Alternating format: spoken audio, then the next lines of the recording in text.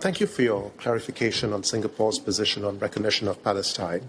I think one of the reasons the other countries have changed their position is they believe some of the actions Israel may be taking now will make it much more difficult to have the two-state solution, including the current Israeli government's statement that it will not recognize a state of Israel, as well as expanding settlements in the West Bank.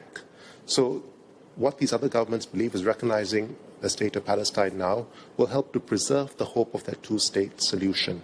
Is this something that Singapore would consider as well if it feels the actions of the Israeli government may be undermining the two-state solution? Minister Vivian. Mr. Speaker, actually, this is a view which I think other members in this House will also share. Actually, all of us on the same side. When I say all of us, I also include the other countries who have shifted their position. Let me say why I believe. We all want peace. We all want an immediate release of all the hostages. We all believe that a two-state solution, as difficult and remote as it is the only viable way out of this quagmire. Where we differ actually is that every country has its own national circumstances, its own domestic constituencies, its own outlook, and its leverage or lack thereof on the key players in the Middle East. In the case of Singapore, I said just now, we pursue foreign policy in a realist mode, and we do pay attention to objective reality. And the first problem, which I tried to outline just now, is who is in charge in Palestine? Are you dealing with Hamas, dealing with Palestinian Authority, or something inchoate yet to emerge? So that's first point. Objective reality. The second point is our zero tolerance for terrorism because of our own circumstances. So, for instance, I cannot fathom or imagine trying to have diplomatic ties with an entity that is still holding hostages, that promises that it will repeat what it has done on the 7th of October and does not recognize the other's right to exist. So that's why our position today is it's not if, but when to recognize. And we are waiting for that appropriate constellation of factors to be in our view, appropriate configuration.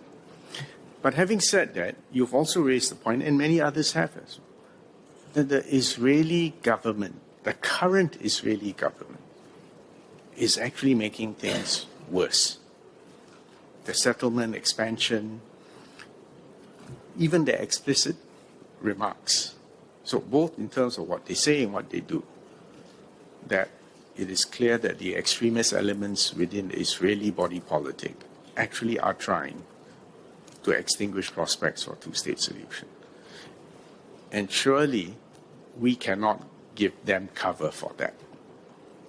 And that's why today what you've seen is these two announcements, right? Not if, but when. And we spelt out the factors of when we will recognize. And the other is targeted sanctions to reflect our opposition to this violent extremist attempts to extinguish the two-state solution. And I've also added the caveat, the situation is evolving very rapidly, it's unpredictable, and we will have to monitor if the situation continues to deteriorate or if Israel takes further steps to make it well nigh impossible, we will have to recompute. So the point is to focus actually on the similarities, that actually we're all on the same side, right? But each country will have a different trigger, a different threshold, and a different appreciation of the situation. Mr. Pritam Singh.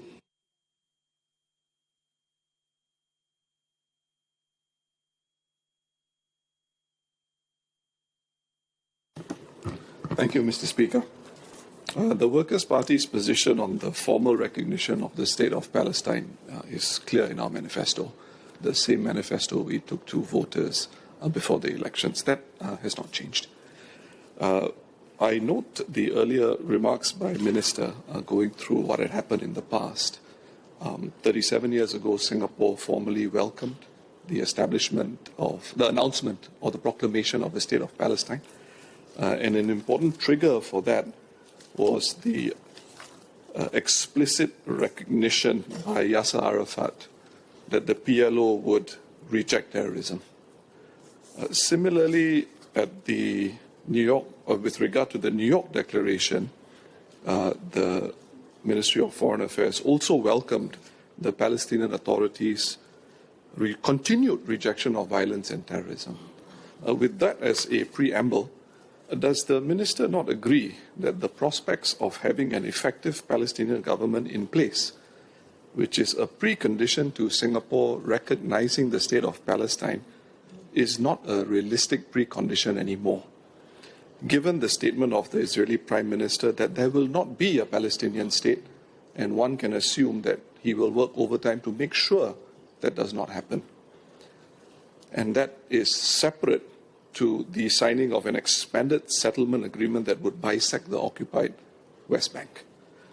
Secondly, does the Minister not agree that with many of our major trade and defense partners like France, Australia, UK, and our ASEAN neighbors, and the overwhelming majority of the international community of nations recognizing the State of Palestine, does our foreign policy position not risk being seen as anachronistic? And in this regard, what specific principles are we upholding by not recognizing the State of Palestine forthwith? Shouldn't recognizing the State of Palestine be in our national interests and more weight placed instead of on Israel's flagrant violations of international law and commitment to continue doing the same? Would not doing so send a clear message that as a matter of clear principle, Singapore's foreign policy stands for the foundational role of the UN in maintaining peace and security and does not stand for breaches of international law, particularly in view of the government's public comments on UNSC Resolution 242 and separately 2334. The third question pertains to the government and the SAF's extensive military-to-military links with the State of Israel.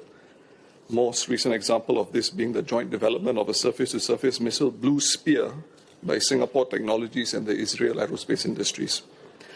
Has the government, and this was a part of my parliamentary question, has the government reviewed whether close ties with Israel, particularly in the military domain going forward, continue to be in our national interests?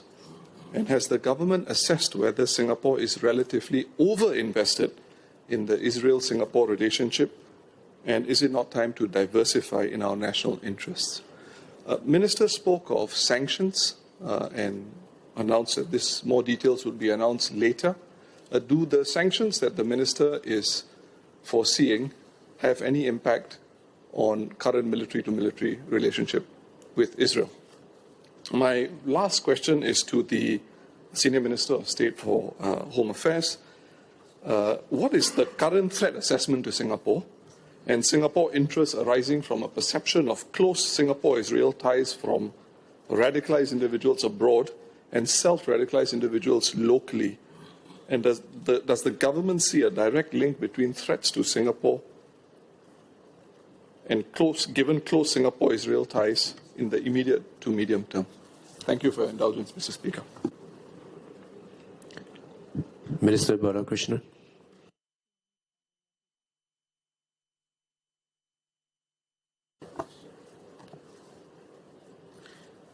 First question is our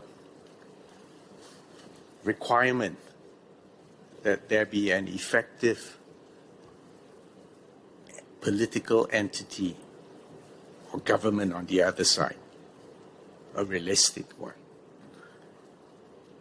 And the leader of opposition adds on to say, well, Israel will do its best to make sure that there's no realistic government. And therefore, by insisting on having an effective government as an objective reality, are we setting the bar too high?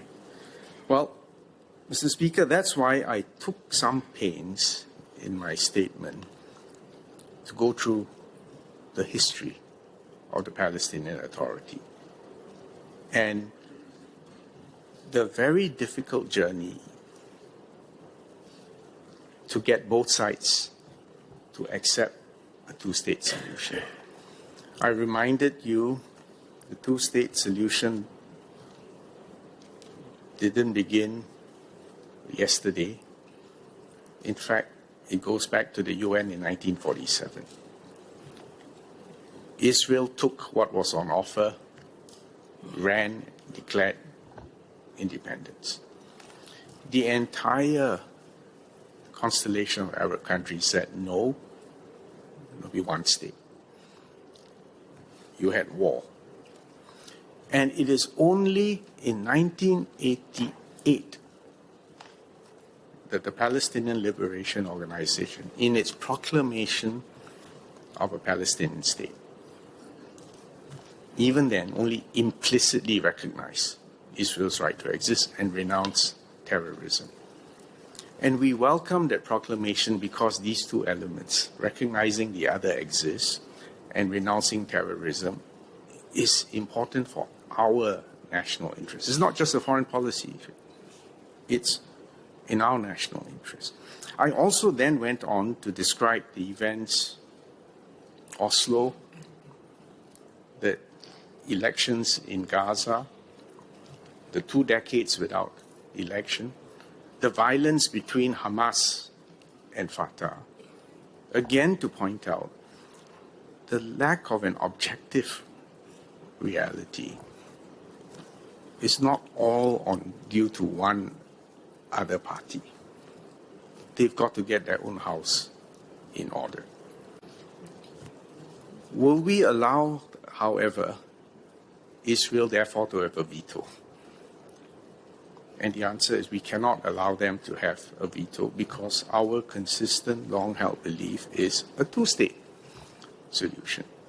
And if either one or both says no, well, we can't go along with them on that right. And that's why I have also caveated that our position is not if, but when.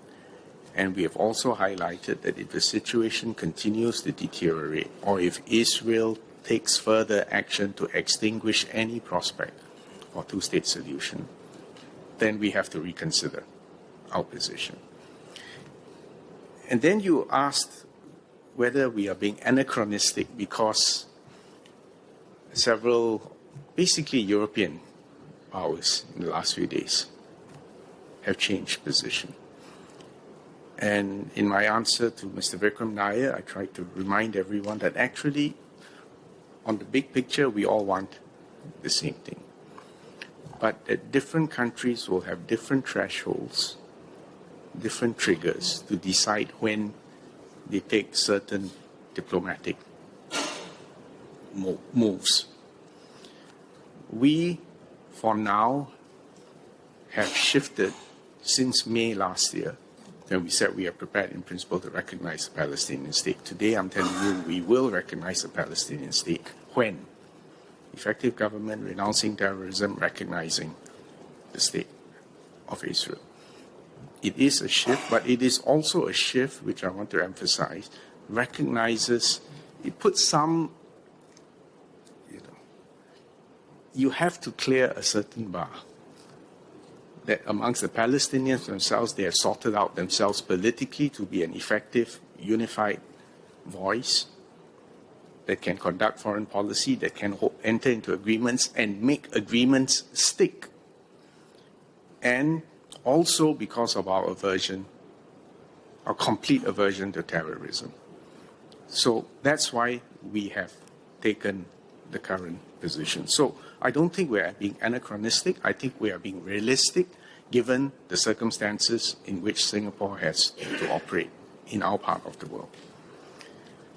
On defense, I have already said that yes, it is not a secret that they played a role in our early years, for which we are grateful. And they continue to have an invaluable role. But again, that does not mean that we are locked into giving them a free pass. When you have an equal and mutually respectful partnership, when you differ, you must be prepared to say so openly, candidly, and constructively. And we have that kind of relationship.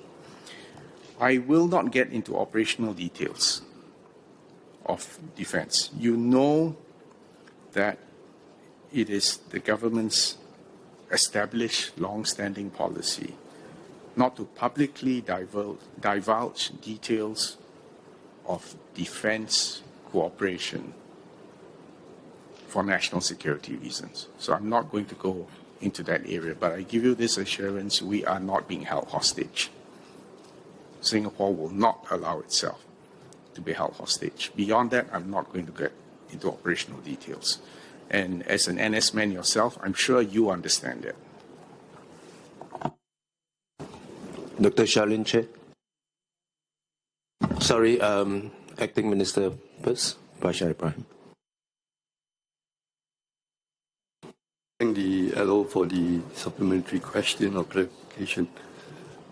If you look at the issue of radicalization, there are many factors that account for it. And also, there are also many incidents around the world that's happening, as well as not only about the incidents, also relating to what our young people and Singaporeans come across at social media and also what they read. And so I can say that we are very fortunate to have not only enforcement agencies that really look at how we can minimize or eradicate, if possible, the issue of radicalization, but we have community partners that work together with us to go upstream and look at how we can manage this and help our people in promoting a harmonious and peaceful living here. So I try to think what the Leader of Opposition is suggesting when he asked that question. Is he suggesting that that our policy stance has resulted in radicalization? So I just want to get his answer to that. Mr. Singh. Thank you, Mr. Speaker. I'm not suggesting that my query to the Senior Minister of State pertains to the threat landscape and the environment. And the question is not something new. In 2013, I shared with this House that there's a concern if Singapore's position may have an impact on the way people think about this particular issue if we are seen as too close to the Israeli position. Is there any evidence that MHA has that the close relationship contributes to a heightened environment of radicalization faced by Singapore? I think that's the point. Because we have had episodes in the past, and the MHA have announced it, where certain individuals are held under ISA, and they cite this issue as one reason for their thoughts and actions insofar as planning violence in Singapore. Mr. Faishal. I thank the member for clarifying. So what is key is that in the security agencies, we look at all the different areas. Certain things may have an effect or perceived effect. Nevertheless, in Singapore, if you have, I'm sure you're familiar as how we built our nation. What we do, we understand there are various things that affect how a person thinks, how that will invoke emotion. What we do, we work with community partners, agencies, and even if you read at what the religious rehabilitation group they are doing, is that they not only look at the Malay-Muslim issues, but they look at how they can play a part in building a peaceful, harmonious, and progressive Singapore. So at the end of the day, looking at the Singapore's interests, looking back to what Minister Vivian has said earlier. So I want to reiterate back that issue of radicalization comes from various factors. And also, if you look at the profile of the different individuals who have been so-called radicalized or being in the early stage or even the advanced stage of radicalization, there are various factors that account for that. So to pin down to just the policy stance, I think it will not be accurate. And I think that I'm happy that the LO has clarified his position. Dr. Charlene Chen.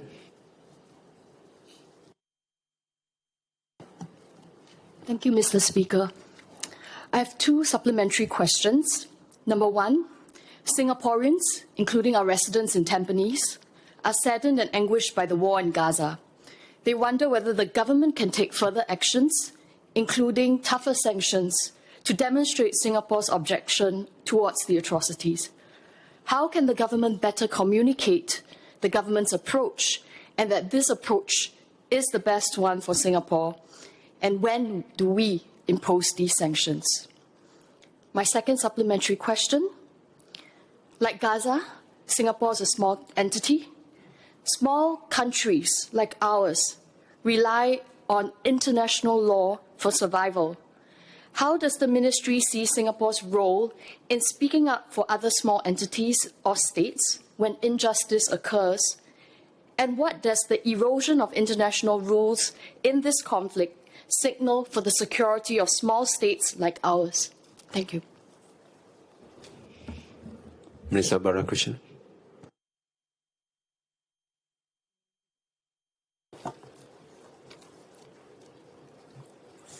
On the question of sanctions, this is in fact the first time we are imposing sanctions, and I would ask for time to let us sort out the details and for the announcements. The larger point behind that is that this is an expression of disapproval. This is an expression that is in keeping with our assessment of the situation, of that it is wrong, and it is inimical to the long-term interests of both Palestinians and Israel. And it is a reflection that we continue to believe a two-state solution is the only viable way forward. On international law, I think that is very clear. Because of our own circumstances, we do have to abide by, and we do need to comply with international law. But it is also equally important for us all to understand the difference between international law and domestic law is that you can have a court, in this case, the International Court of Justice. In our case, we have our own domestic courts. But domestically, the enforcement mechanisms are there. Internationally, enforcement actually depends on consent from all the states involved. I say this so that first we get a realistic appreciation of the limits of international law, but we also understand why, as a small nation, we cannot operate on the basis of might is right and give in to that every time someone invokes that, because that's inimical to our own interests. But let me just bring the deliberations today back and also partially refer to what the Leader of Opposition was asking my colleague. Singapore has to start with a realistic appreciation of who we are, which means, in particular, multiracial, multi-religious, in Southeast Asia, in a part of the world which used to be tumultuous and could be if things unravel further. And who we are also means we are exposed to external events and external influence. And that is a reality. So we start with a realistic appreciation of our circumstances. Next, we need to guard jealously our national interests. And I've told you, in this case, our national interest is unity, security, and support for international law for what it is worth, despite all the limitations that it has. Now, it's easy to state that, but on every issue, we have to triangulate between these three poles. What is in our national interest for security? What is in our national interest for unity? And what is in our national interest to maintain international law? And sometimes there is tension between these three poles. And the way we have to address it, and the way the PAP government has addressed it, is that when these tensions are evident, we talk about it constructively, openly, delicately. We do not play it up. We do not use it to score domestic political points or to split our society in order to get short-term political points. So the larger point I'm trying to tell all of us is that the world is messy and the world has become far, far more dangerous, and it will be increasingly more and more difficult for Singapore to just jealously guard its national interests while keeping everybody together. And we make our decisions in our own national interests. It means we will not always follow the crowd. Many times we will be in a minority, and we will not be afraid to be in a minority so long as we understand that we're taking a stand based on principle. We're taking a stand to defend our own people's welfare and security. And that when we deal with thorny issues, we will discuss it openly, respectfully, and constructively. Your question, is there a risk that all these events outside Singapore can radicalize our own people? Of course they can, and they have, and we've seen evidence of them. Is this the only source of division and radicalization and extremism in the world? No, it's not. There are other parts of the world which can also sow division, discord, and extremism in the world. Is this something which we can resolve once and for all with a discussion, a ministerial statement, or a debate in Parliament? No, we can't. This is always going to be work in progress. And on that note, I just want to make this appeal also to the Leader of Opposition. This is one of those times we need to make common cause. You and I may differ on the timing of recognition. But in the same way, as I described our position vis-a-vis the other countries, I think we all ultimately want the same thing. We want peace. We don't want terrorism. We want mutual respect between people with complicated histories and identity. And we want to be able to do good where we can by working with as many parties, as many entities as possible. So this should be an occasion for unity amidst the difficulty. And we should be very mindful in our conversations, not just in this House, but outside this House, that we secure unity, security, and peace under international law. It is possible, and I still want to hold on to that prospect. You know, when we go to the Middle East, and those of you, Mr. Giam was with me, I could tell the Israelis and even the Arabs that you want a one-state solution, your delegation, your government must look like mine. And everyone nods and yet also in their heart of hearts, they know it is not possible. Well, if it is not possible, that's why you need a two-state solution. But on the other hand, we should also be grateful for what we have in Singapore. But also understand it is always at risk, always fragile, and we need to jealously protect it and guard it. Mr. Yip Hon Weng. Thank you, Mr. Speaker. I thank the Minister and SMS for the ministerial statement. I have two clarifications. Singapore's aid to Gaza demonstrates our compassion for Palestinians. It also signals our values as a principled small state. My first clarification, how effective has Singapore's humanitarian assistance been in meeting the needs of Gaza? My second clarification is this. The International Association of Genocide Scholars has declared that Israel's actions in Gaza are consistent with the legal definition of the genocide. Will the government call Israel out for committing genocide? Thank you. Minister Balakrishnan. I've outlined our 10 tranches of humanitarian assistance, whether by airdrop or by supplies delivered over land. I cannot attest to what happens once it gets into Gaza, but I take the following attitude. Number one, gratitude to Singaporeans for generosity, for expressing compassion in a very real way.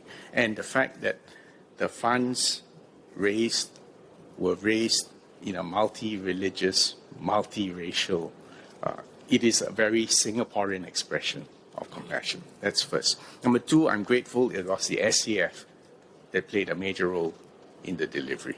And I thank the SAF men and women, and we should not take safety for granted. These were operations, they were not exercises. So gratitude to the SAF. Number three, I'm grateful that over the 6 decades, we have built close, respectful, and constructive ties across all the countries in the Middle East.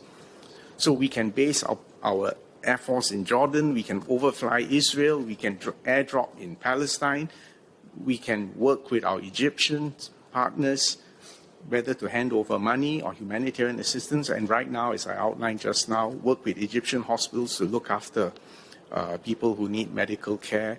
And I mentioned even community policing. Well, this is a project which we're doing together with Japan to train police officers working under the Palestinian Authority to prepare for future statehood.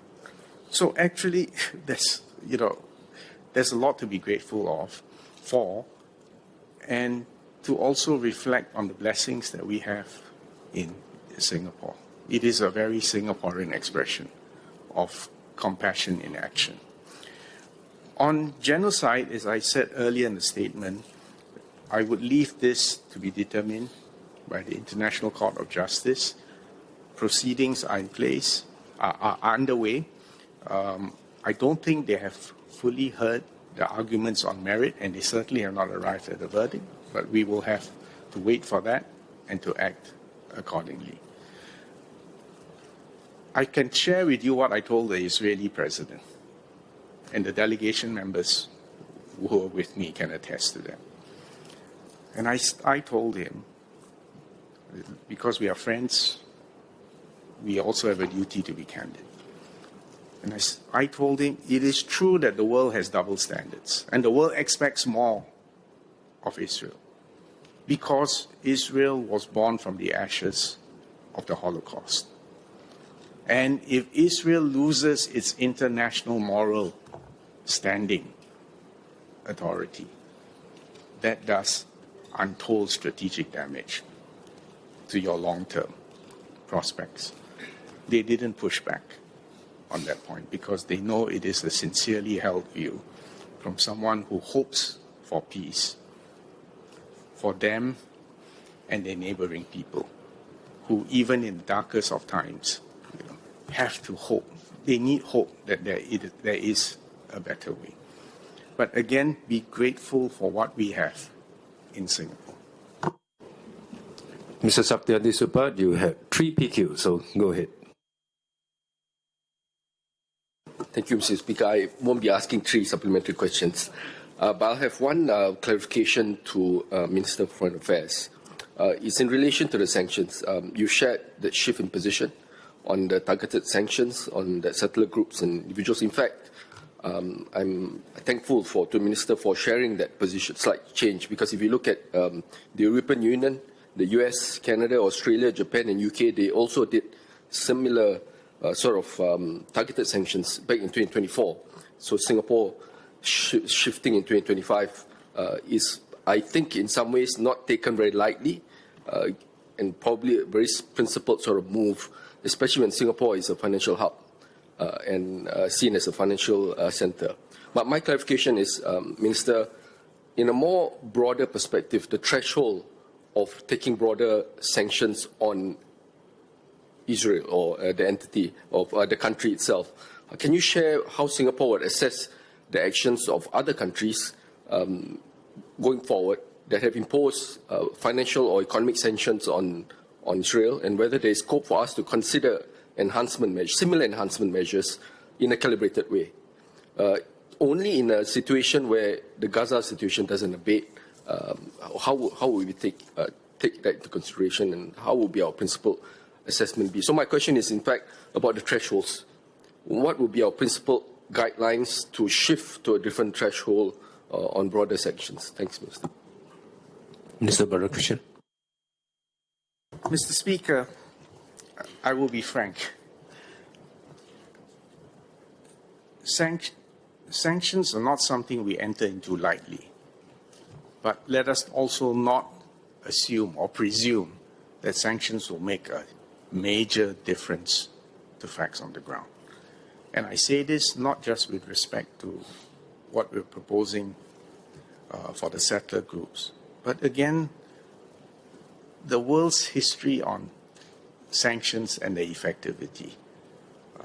I would say it's not a very, it's often more a statement of principle, an expression of disapproval. I wouldn't bank that historically any set of sanctions have been decisive in its own way. So, like many things in foreign policy, it's a multivariate equation. And sometimes you need all the different pieces, the configuration to come together in time and space for there to be a step change. So I'm not saying that we entered into sanctions lightly. It is, for us, a major statement. But I don't want to overstate its impact. Mr. Christy Souza. Thank you, Mr. Speaker, and I thank the 3 ministers for their excellent responses. My clarification is born out of my understanding of the 3 ministerial statements that, in fact, we do have 2 levels of agency. The first is diplomacy and accessibility that our MFA has in the region. I think, Minister, you gained access to the UAE, Egypt, Palestinian territories, and Israel, all in the same visit in 2024, and were able to listen to many different levels of positions in each, their levels not being homogeneous. And also the second level of agency, which is our SAF, the Singapore Armed Forces, being able to deploy our Charlies, our Charlie 130s, airdrops, working with Jordanian Air Force. So I feel humbly proud, if that's the correct word to use, that we have 2 excellent institutions with major agency. And I'd like to ask what we as a small country in this part of the world is able to do with these 2 levels of agency to work together with like-minded countries to bring about dialogue and discussion between 2 sides in the Middle East conflict, to achieve, as best as we can, maximum hope for peace and stability. while obviously also having a close eye on what our national interests are. So how can we use the agencies of diplomacy in the form of MFA and humanitarian assistance in the form of the SAF to bring about one step closer to peace in the region? Thank you. Minister Balakrishnan. I'm always pleasantly surprised or gratified by the access that we have. And my conclusion after years in this is people give us access because, number one, they've heard of Singapore. They've heard of Mr. Lee Kuan Yew. They hear our prime ministers, both what they say domestically and internationally, it travels and is credible. So they know we're a successful country. They know we are a united country and united across race, language, and religion. They know we are serious-minded people. They know, as Professor Faishal said just now, when we say something, we actually take it seriously, we commit to it, and we deliver. They don't expect us to, completely echo their positions. In fact, they know that we are serious-minded, we are careful, we're deliberate, and we don't just follow the crowd. And that's precisely why I think we get access and why we get at least a polite hearing, and where we can make common cause and where we can sign agreements and do things together, we do. And Singapore and Singaporeans are welcome throughout, even troubled spots, because of this reputation. But at the same time, we also should retain a sense of realism and humility. We can't solve very difficult, thorny issues all over the world. To the extent that we can extend our friendship, our support, our humanitarian assistance. If they want to use us, sometimes officially or unofficially, as a venue, we are happy to pour tea.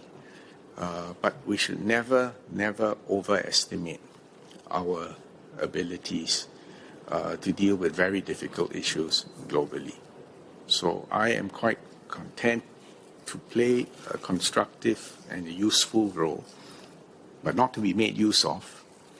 At the same time, bearing in mind that the moment Singapore fails or is disunited, or that the leaders of Singapore are no longer credible, it's game over. We will be irrelevant. In other words, it's not so much exactly the details of your decision, but the basis by which we organize ourselves, arrive at decisions, make commitments, stick to commitments, deliver the goods, and behave in a consistent, constructive, law-abiding way. I mean, I don't want to use the word moral where states are concerned, but you know what I mean. There's a certain code by which people know Singapore will always behave, and for that they will accept that we will be different from time to time. But it is respect, and we can do some good. And that's the way I conduct our relations with other countries. Ms. Nadia Samdin. Thank you, Speaker. Izinkan saya menyatakan terlebih dahulu bahawa saya. Allow me to state at first that I agree with the Minister that we should always emphasize Singapore and prioritize Singapore and Singapore people in all these decisions and actions we take. In that connection, I know that many do not agree with Israel's actions in Gaza and the West Bank. And this is not just about national security, but also about the national conscience. And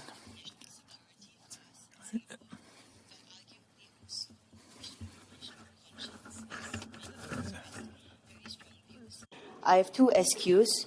How do we expect the proposed sanctions to move the needle on peace and desired outcomes, including a two-state solution, given the very extreme views on both sides, as mentioned by Minister, including members of the Israeli government who have rejected the two-state solution, not just political activists or settlers in the West Bank, by vowing to destroy Gaza. You have, in your answer to the Honourable Member, Mr. Saktiandi, earlier mentioned that sanctions have not always proven to be effective, and I seek Minister's views on how we envision these sanctions could impact Israel, Palestine, as well as other actors, for example, the US. Second, SQ, Minister also mentioned how we have consistently maintained open lines of communication with both ends, and that this is important not just in times of peace, but also during times of crisis. So will the government thus consider using these open lines of communication to support perhaps ceasefire negotiations in some shape or form more directly beyond the humanitarian assistance? Thank you, Mr. Speaker. Minister Balakrishnan. I'm grateful for your questions and I appreciate where you're coming from. But again, I want to urge a sense of realism. Will sanctions from a small city-state like Singapore move the needle on its own? No, it won't. But is it an expression of our views? It is. Will the Israelis notice it? Oh, I'm sure they will notice it. Precisely because they know that we are careful, deliberative, constructive partners who want the best for their long-term survival and for their neighbors, the Palestinians. So we should be realistic about what we say and do and the effect of what we say and do. On open lines of communication, now on ceasefire negotiations, I want to give full credit to our friends in Qatar and Egypt. And in the case of Qatar, even facing danger for being a venue for such negotiations. And we should give them our fullest support and appreciation and respect for doing that. Can Singapore play such a role? I don't see that in the imminent future. And again, you need to understand the nature of conflicts in diplomacy, that the most effective peacemakers have to be both trusted by both sides and have leverage. Because, the world is not short of conference venues where people can meet and have a nice cup of tea. But it needs to be a place where both sides feel that they are safe and that you're not playing games. But very often, to force two sides which are very far away apart from each other, and sometimes, to be honest, even having sub-segments of the two sides who are working at cross purposes, you need leverage. Now, as far as I'm concerned, what the last 2 years have illustrated is that actually the single superpower with real leverage in the Middle East is the United States of America. Depending on those decisions made in Washington, which will also reflect its own complex domestic political situation, that is where real leverage may or may not be applied to bring at least an interim ceasefire, hopefully a permanent ceasefire, and the release of all hostages. So again, my plea is, be realistic about what we can do, what we should do, and I accept your point that our words and our actions should reflect what we stand for. And we cannot close our eyes and close our ears and keep silent when things are clearly wrong and unconscionable. And I hope I've made the point that we have not been such a party. So we are not fair weather friends. We are all weather friends, but we are also friends who tell you hard truths. To the extent that we can help, we will help. But we will not push and overstay our welcome or overestimate our ability to solve problems which have defied solutions for decades, centuries, or sometimes millennia. Mr. Xie Yao Quan, you also had a PQ on this for tomorrow's sitting. Thank you, Speaker. So I have a clarification for the Minister, similar to honourable colleagues, Mr. Saktiandi and Ms. Nadia. It's a question about sanctions, but I'd like to go specifically to the context also of the question that I filed, which is regarding Israel's attack in Qatar. The ministerial statements did not quite answer my question, but I know MFA has put out a statement condemning the attack and stating that it is an egregious violation of Qatar's sovereignty. So, given that Singapore has been a staunch supporter of this core principle of respect of the sovereignty of all nations, big and small, not just any piece of international law, but of this very core principle of international law, because it is fundamental to our survival as a small state, and therefore, Singapore has also responded robustly to other instances of the violation of sovereignty of other nations by other nations in the past, going beyond verbal condemnation, imposing sanctions. How does Singapore's response in this instance to Israel's attack in Qatar compute vis-a-vis our responses to past instances of violation of sovereignty? And can we not consider imposing sanctions as an expression of our disapproval to a violation of this very core principle of international law? Thank you. Minister Balakrishnan. Mr. Speaker, we condemned the attack in Doha by Israel, and we said so publicly, and there's no doubt in anybody's mind where we stand on that. And we stand on that again, because again, the same question went through my mind: what if it happened here? What would we do, and what would we say? Having said that, I think you are asking whether we should go further, and I'm not inclined to do so further, because otherwise you end up having to chase every infraction which countries engage in against each other, and us having to respond. So my preference is to reserve it for the most egregious, the most important issues where we need to make a point. Again, for Qatar, the United States' largest airbase in the Middle East is in Qatar. The real player who could and should have ensured security,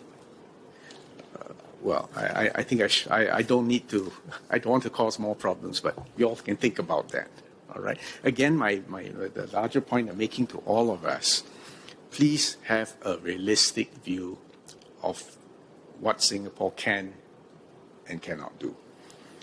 My own view is with the Qataris, we were in contact immediately.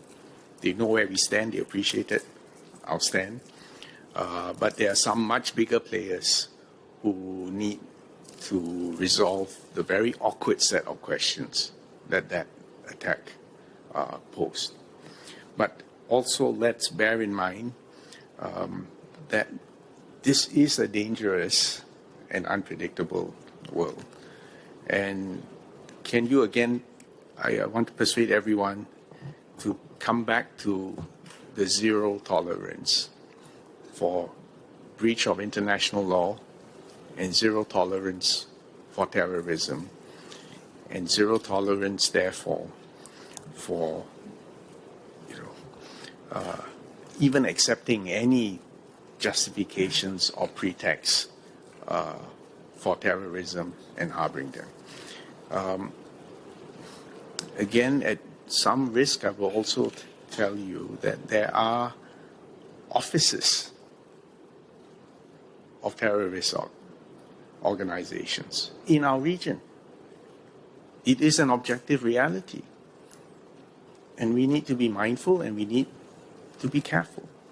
So we don't want to say too much, but there are some things which we need to be aware of and we need to take appropriate precautions from.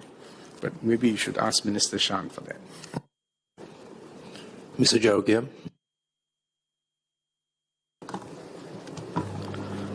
I thank the ministers for his answers. The minister stated that Singapore will reconsider its position on recognizing the Palestinian state if the situation continues to deteriorate, or if Israel takes any further steps to extinguish the two-state solution. Given the continued expansion of Israeli settlements, the Israeli government's stated policy that, quote, there will be no Palestinian state, and even their alleged targeting of peace negotiators in Qatar, does the minister not consider these to be severe enough to trigger a re-evaluation of Singapore's position now? Second, the minister said that Singapore will recognize Palestine when it has an effective government that accepts Israel's right to exist and categorically renounces terrorism.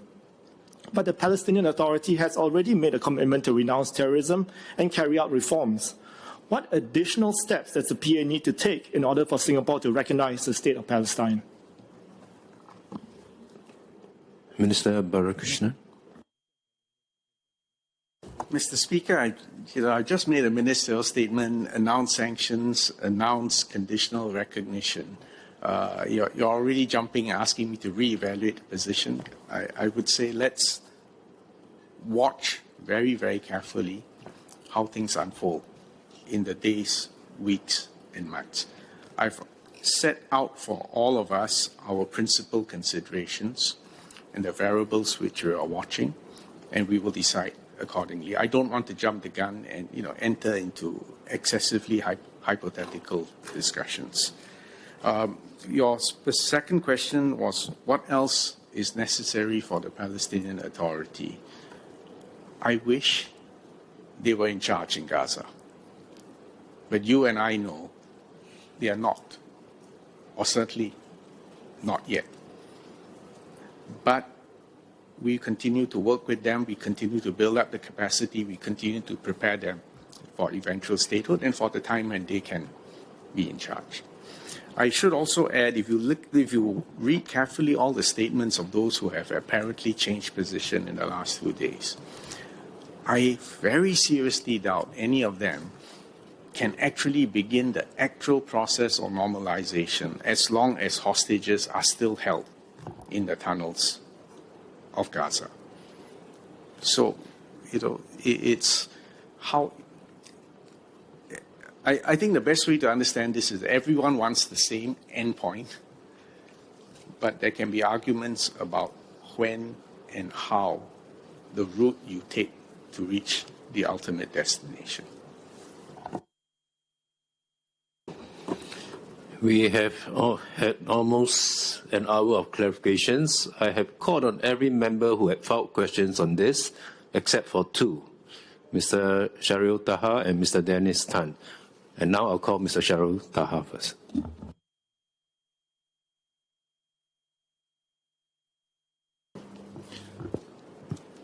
Thank you, Speaker. I'd like to thank Minister Vivian for his clarification that we will recognize the Palestinian state, and it's a question of when and if not if. I appreciate that position has evolved given the deteriorating circumstances. However, many may find it hard to understand the preconditions and could approach it from a very binary, it's either we support or we don't support, which can lead to a lot of misunderstanding, especially when other countries have had their individual separate reasons for doing so. So my question to the Minister is, how can we better communicate this position of ours so that there is no misunderstanding within the country and with other countries? That's my first SQ. Second SQ is to the SMS of Minister of Home Affairs. Just give me a second. And I'll ask the SQ in Malay. Amat sukar dan memilukan melihat difficult to see the suffering and the loss of life in Gaza, and we have given a lot of assistance for them. How can Singapore and the people of Singapore can continue to assist those in Palestine, and how can we stop their suffering? To cease fire, to give humanitarian aid immediately, and to cooperate with other countries in order to find solution for the people of Palestine. Thank you. Balakrishnan. This has been longer than my COS. The question is how to communicate better.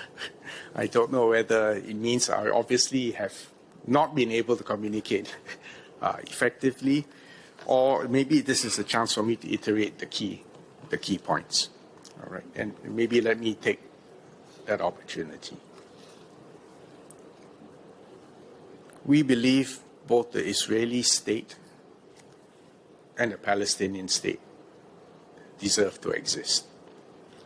That's why we have always supported the Palestinians' right for self-determination and their own homeland. We also acknowledge the historical complexities, and that's why from the river to the sea is not possible for either party. And they have to find the wisdom and the leadership to create a two-state solution where they can live in peace and security. Number 3, whilst we recognize Israel's right to exist and we recognize Israel's need to be strong, there is also wisdom in knowing how to use your strength. And you can win a tactical victory and lose the strategic war. And for what it's worth, this is what we are telling the Israelis and have been doing so for some time. Next point, we know that anything Singapore says or does is not going to resolve the situation on the ground in the Middle East. But for what it is worth, we will express a stand which is consistent with our own identity and values as a multiracial, multi-religious state. And we will do our best to extend humanitarian assistance as a real expression of the compassion, the collective compassion of Singaporeans. And that's why today we've reached this point of conditional recognition for Palestine. We hope and wait and will support and take efforts to hopefully make that an objective reality. And in the meantime, we have targeted sanctions to express our disapproval for further moves to make a two-state solution impossible. So that's my TLDR summary of the last 2 hours. Acting Minister Faishal. Saya mengucapkan terima kasih kepada Express my thanks to Mr. Sharael for giving the question. If we look back on the beginning, we can feel that the Malay Muslim community would like to contribute in this process to lighten the burden that is happening there. We continue in terms of our members and bodies to come forward to assist, and we also hold prayers. And now, when we pray,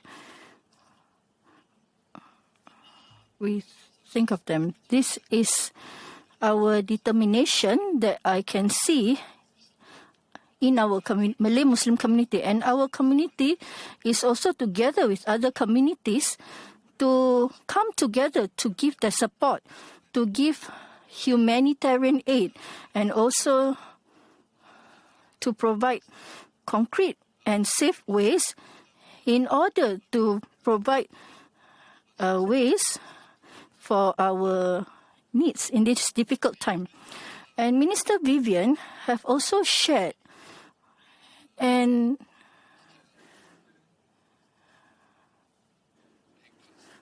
given briefly on what we have done and what we will be doing. And we have given a lot of support, assistance, and we will give support also to the hospitals and also medical supplies and to increase our capabilities for those that are there, not only in terms of the government of Palestine, but also to those that want to learn in terms of scholarships given. These are all given not only from the government, but also from the community in Singapore.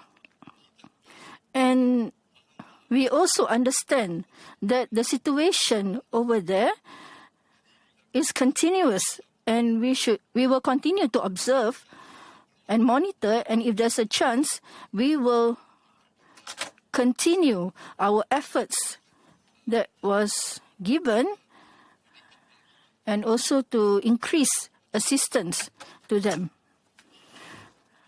And this is the commitment that was given by Minister Vivian earlier on, and I hope we can together take this opportunity to develop our country that is united. And although we are affected by external incidents, but we have put the importance of the interests of our country as a priority in a lot of aspects in our life and policies. And I am happy because ever since I was doing this task and I have given the opportunity to be working in a few ministries, I have seen how the government think about the importance of Singapore, but they have also put importance on our multiracial community here. This includes the Malay Muslim community. And I am also shocked that I have not seen other government that have seen such principles and policies. And I hope that we can together develop our country, not only in our multiracial society, but also an extraordinary country and unique that can achieve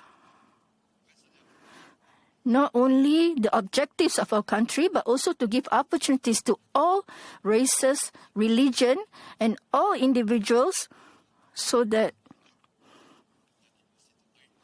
they can continue to be successful and be a better version of themselves.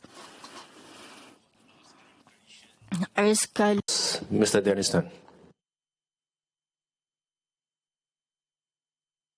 Foreign Minister to explain the rationale behind Singapore voting for the recent UN resolution on the 19th of September, calling for the participation of Palestine at the opening of the 80th session of the UN General Assembly, while still withholding the recognition of a Palestinian state. Thank you. Minister Balakrishnan. We voted in favor of the resolution because if you read the resolution in its entirety, you will see that it is actually a comprehensive one, which I would say makes many countries who voted for it. There will be parts of it which they agree, there will be parts of it which they disagree. But it is one of the few, or one of the fewer UN resolutions that actually calls out October 7th as a terrorist act committed by Hamas, that calls for the immediate release of hostages, also calls for immediate ceasefire, and also calls ultimately for a state of Palestine to take its place in the United Nations. We voted for it because we look at it in totality. This is something which we support or which want to happen, which we hope will happen, even if, as I said, the objective reality has not yet occurred. Right? Hostages are still being held in tunnels. Hamas is still in power in Gaza. Nevertheless, we voted in favor of it because we think this solution encapsulates the full width of measures needed in the long run for hopefully peace to come to this region. So hence our vote. I can assure you our votes in the UN are never performative or cynical. We do so on the basis of principle and of a careful assessment of our national interests.